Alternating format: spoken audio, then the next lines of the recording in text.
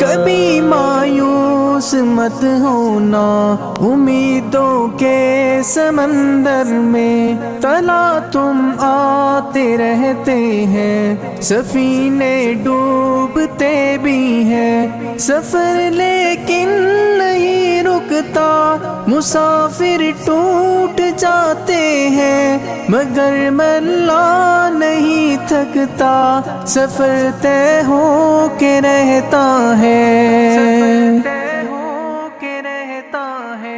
کبھی مایوس مت ہونا اندھیرا کی۔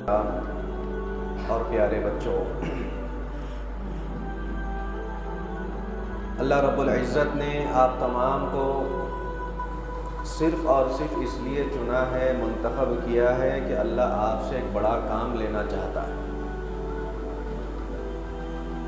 آپ سب کو اللہ تبارک و تعالی آپ کے سینوں کو چنا ہے، آپ کے سینوں کے اندر قرآن پاک کو محفوظ کروانا چاہتا ہے۔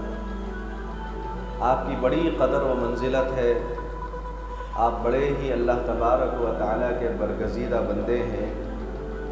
آپ کو اللہ تعالیٰ نے مہمان رسول ہونے کا شرف عطا فرمایا۔ ہم صرف اور صرف آپ کی دعائیں لینے کے لیے حیدرآباد سے یہاں آئے تھے، مگر آپ کے ناظم صاحب نے ہم کو یہاں اسٹیج پہ بٹھا دیا۔ ہم ایک چھوٹی سی سوغات، چھوٹا سا ہدیہ شہد کے عنوان سے آپ کی خدمت میں پیش کرنا چاہتے ہیں۔ قرآن پاک کو آپ پڑھتے ہیں الحمدللہ، جس کے اندر سورہ النحل اللہ نے نازل فرمایا۔ شہد کی مکھی کے تعلق سے بھی فضیلتیں، اس کی ساری برکاتیں اللہ نے قرآن پاک کے اندر نازل فرمایا۔ شہد کھانے سے فائدے یہ ہوتے ہیں کہ انسان کا دماغ تیز ہوتا ہے، جسم کے اندر اللہ تعالیٰ ایک نئی قوت پیدا کرتا ہے، بیمار ہونے سے بچاتا ہے، اور خود حضور پاک صلی اللہ علیہ وسلم شہد کھانا آپ کے لیے بڑا محبوب تھا، پسندیدہ تھا۔ روزانہ صبح آپ اگر ایک چمچہ شہد کھا لیں گے تو اس سے آپ کے جسم کے اندر نئی تندرستی پیدا ہو جائے گی۔ ایک رہی بات یہ شہد کی جو ہم آپ کی خدمت میں پیش کریں گے۔ دوسری بات، میرے ساتھ میں جناب توفیق صاحب، سید توفیق احمد صاحب ہیں، ان کی نگرانی میں ہمارے حمید صاحب ہیں، ان کی نگرانی میں ہمارے سلمان صاحب ہیں جو ویڈیو لے رہے ہیں، ان کی نگرانی میں یہ پورا جو ہے کاروان آگے بڑھا۔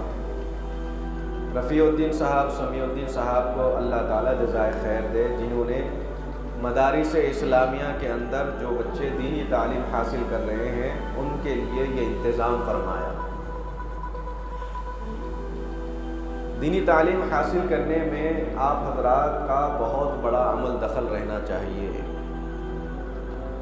آپ کو تعلیم پہنچانے کے لیے آپ کے ناظم صاحب، اساتذہ اکرام، صدر صاحب، یہ جتنا انفراسٹرکچر، یہ جتنا بنائے ہیں، یہ محض اس لیے بنائے ہیں کہ آپ سب حافظ قرآن بن جائیں، آپ سب عالم با عمل بنیں، آپ سب جو ہے مساجد اور دینی اداروں کے اندر بڑے بڑے مقامات حاصل کریں، آپ سوسائٹی کے اندر جا کر صحیح انداز میں دین اسلام پہنچانے والے، دین کے داعی اور اسلام کے شہدائی بننے والے بنیں۔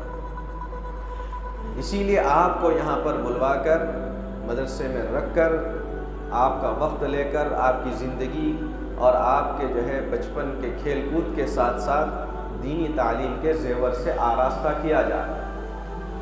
اور جو بچے گھروں کو جاتے ہیں ان سے بھی میری گزارش ہے کہ یہ کلام پاک کو اللہ تعالیٰ نے ہمارے سینوں کو قرآن پاک کے لیے محفوظ کرنے کا ذریعہ بنایا۔ قرآن میں ہم پڑھے لو انزلنا ھذا القرآن علی جبل، پہاڑوں پہ اگر اللہ تعالیٰ قرآن پاک کو نازل کرتے لرأیتہ خاشعا متصدعا، آپ دیکھتے کہ پہاڑ ریزہ ریزہ ہو کر روئی کی طرح بکھر جاتا، لیکن اللہ نے ہمارے دلوں کو چنا ہے، آپ سب کے دلوں کو اللہ نے چنا ہے۔ تو اگر گھر جا رہے ہیں یا جمعرات کی چھٹی یا جمعہ کی چھٹی ہے، یاد رکھنا اپنے اوقات کو موبائل کے اندر، گیموں کے اندر کبھی بھی برباد نہیں کرنا۔ جو قرآن پاک ہم اتنی محنت سے، مشقت سے اپنے سینوں میں محفوظ کرتے ہیں، آج کل کے گیم اور موبائل کی وجہ سے، پکچر دیکھنے کی وجہ سے پھر وہی قرآن ہمارے سینوں سے نکل جاتا ہے۔ ہمارا یہاں ہاسٹل میں رہنا، سردی برداشت کرنا، گرمی برداشت کرنا، قرآن کو حفظ کرنا، یہ سب جو ہے بیکار ہو جائے۔ اور اپنے پاس ایک ٹارگٹ رکھنا کہ میں 1 مہینے میں یا 20 دن میں 1 پارہ مکمل کر لوں۔ تو اس کے ذریعے سے کیا ہوتا ہے؟ اس کے ذریعے سے یہ ہوتا ہے کہ آپ کو قرآن پاک پڑھنے میں دلچسپی بھی ہوتی ہے اور آپ کو جلد سے جلد حافظ قرآن اور حامل قرآن بننے کا اللہ کی طرف سے توفیق بھی عنایت ہوتی ہے۔ تو 2 چیزوں کے اوپر زندگی کو چلانا ہے، بس اسی کے بعد میں اپنی بات کو ختم کروں۔ آج کوئی جو ہے جلسہ نہیں ہے، کوئی تقریر کا عنوان نہیں ہے، محض صرف ایک جو ہے ہدیہ آپ حضرات کی خدمت میں لے کر آئے تھے۔ بڑوں کے حکم پر جو ہے بیٹھ گیا، کچھ بات کرتے ہوئے اپنی بات کو ختم کروں گا کہ زندگی کے اندر فرمایا گیا کہ جب نعمتیں ہم کو ملتی ہے، کھانے پینے کی چیزیں، تو ہم کو صابر بن کے رہنا ہے۔ اگر نعمتیں ختم ہو جاتی ہے، نعمتیں کم ہوتی ہے، تو جو ہے نعمتیں اگر ملتی ہے تو شاکر بن کے رہنا ہے، اور اگر نعمتوں میں کچھ کمی بیشی ہو جائے تو صابر بن کے ہم کو رہنا ہے۔ اللہ تعالیٰ سے دعائیں کرتے رہنا۔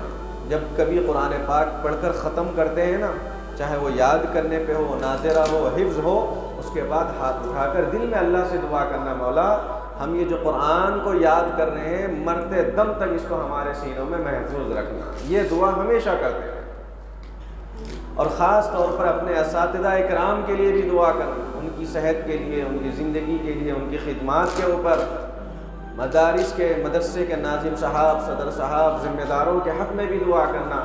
اور کبھی موقع ملا تو ہم ناچیزوں کے لیے بھی کبھی دعا میں یاد رکھ لیجئے، اس لیے کہ دعا آپ لوگوں کی جو ہوتی ہے وہ ڈائریکٹ اللہ تبارک و تعالیٰ کی طرف پہنچ جاتی ہے، قابل قبول اور مقبول ہو جاتی ہے۔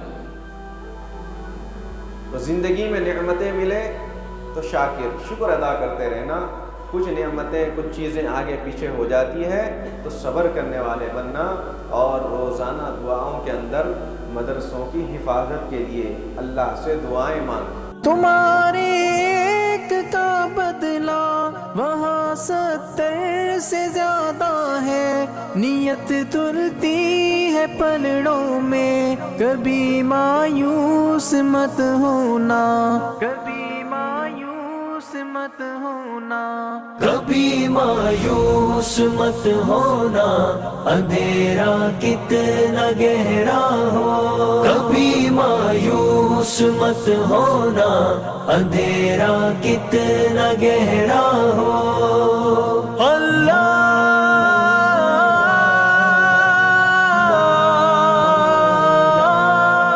مولا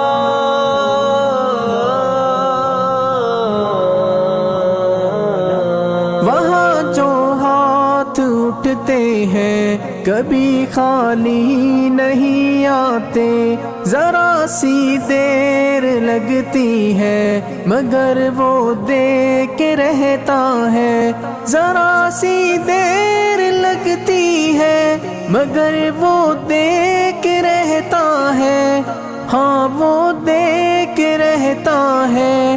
کبھی مایوس مت ہونا، کبھی مایوس مت ہونا، کبھی مایوس مت ہونا، اندھیرا کتنا گہرا